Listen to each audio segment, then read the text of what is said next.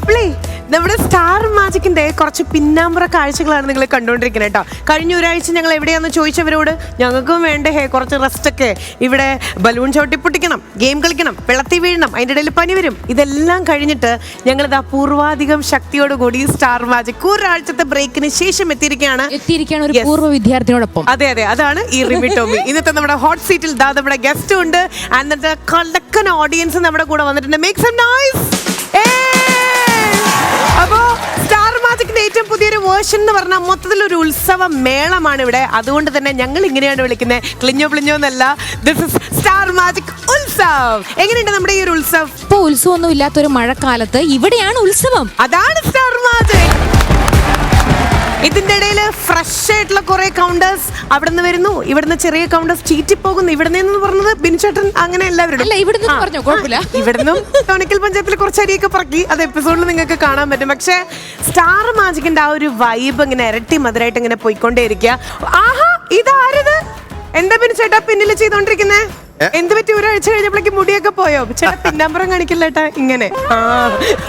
ചേട്ടാ എന്താണ് നമ്മളൊരു ബ്രേക്ക് ഒക്കെ എടുത്ത് ഒരാഴ്ചയൊക്കെ കഴിഞ്ഞ് വന്നപ്പോ എന്തെങ്കിലും മാറ്റം ഉണ്ടോ ചേട്ടന്റെ? കുറച്ച് ദശയൊക്കെ വെച്ചു. എന്നിട്ട് അടിച്ച് ചേർത്തലയിൽ കയറ് പിരിക്കുന്ന തൊണ്ടില്ലേ, അതുപോലെ ആക്കി കളഞ്ഞു ശ്രീവിദ്യ. എവിടെ ചെന്നാലും ചോദിക്കണ ചേട്ടാ സ്റ്റാർ മാജിക് കാണാറുണ്ട്. അത് കഴിഞ്ഞ ചോദിക്കണ ചോദ്യം അടിക്ക് വേദനയുണ്ടോ ചേട്ടാ എന്നാണ് ചോദിക്കണേ. ഞാനിങ്ങനെ പ്രത്യേക ഒരു പിച്ചിലും താളത്തിലും അങ്ങ് ഒരു സ്റ്റേജ് ഷോയിൽ നമ്മൾ ചെല്ലുമ്പോ കിട്ടുന്ന ഒരു മൂഡില്ലേ, ആ മൂഡിൽ അങ്ങ് പൊക്കോണ്ടിരിക്കുക. അതെ അതെ, മൂഡിനൊന്നും വരാതിരിക്കട്ടെ. അതെ, എല്ലാം ഒരു മൂടാണല്ലോ. ചേട്ടൻ വേറെ മൂഡില്ല എന്ന് പറഞ്ഞിട്ട് നമ്മളിതാ നിങ്ങൾക്കൊരു ചെറിയൊരു റിമൈൻഡറും കൂടെ തരികയാണ്. നമ്മൾ പൂർവാധികം ശക്തിയോട് കൂടിയിട്ട് പുതിയൊരു ഫോമാറ്റിൽ എത്താൻ പോവാണ് ഈ വരുന്ന ഞായറാഴ്ച നമ്മുടെ ഫ്ലവേഴ്സില് ത്രൂ സ്റ്റാർ മാജിക് ഉത്സവം. അപ്പം അതിന്റെ സെറ്റപ്സ് ആണ് ഇവിടെ ഇങ്ങനെ നടന്നുകൊണ്ടിരിക്കുന്നത്.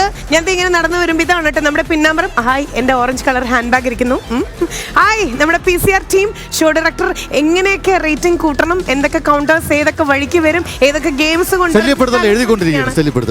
അല്ല, ഞാൻ ഷോ ഡയറക്ടറിന്റെ കാര്യം പറഞ്ഞു. ഓക്കെ, ആരും ശല്യപ്പെടുത്തിയില്ല. ഓക്കെ, ഹായ് ഹായ്, എല്ലാവർക്കും സുഖല്ലേ? യെസ്, അനുവിട സെറ്റല്ലേ? യെസ്, ഇദ്ദേഹമാണ് വീതിയിൽ ഇടണ്ടോ? ഇല്ലില്ല, റേറ്റിംഗ് വരട്ടെ. യെസ്, സുനിലേട്ടാ ഞങ്ങളൊക്കെ പെടുന്നുണ്ടല്ലോ അല്ലേ?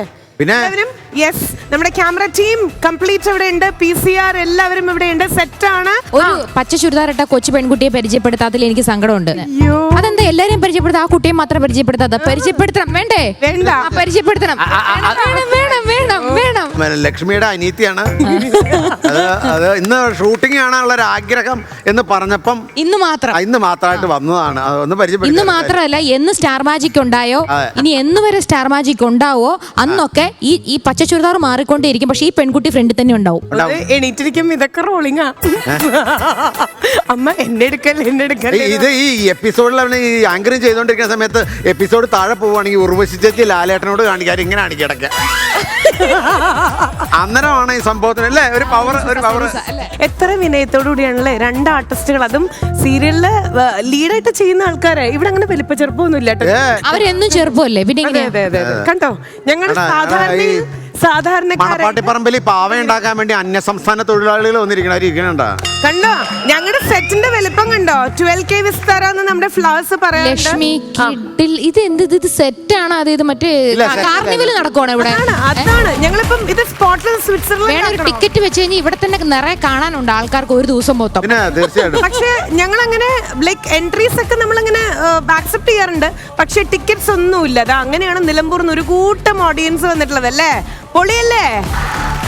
അപ്പോ ഈ ഞായറാഴ്ച നിങ്ങൾ എല്ലാവരും കാണാൻ മറക്കരുത് നമ്മുടെ സ്വന്തം സ്റ്റാർ മാജിക് ഉത്സവം.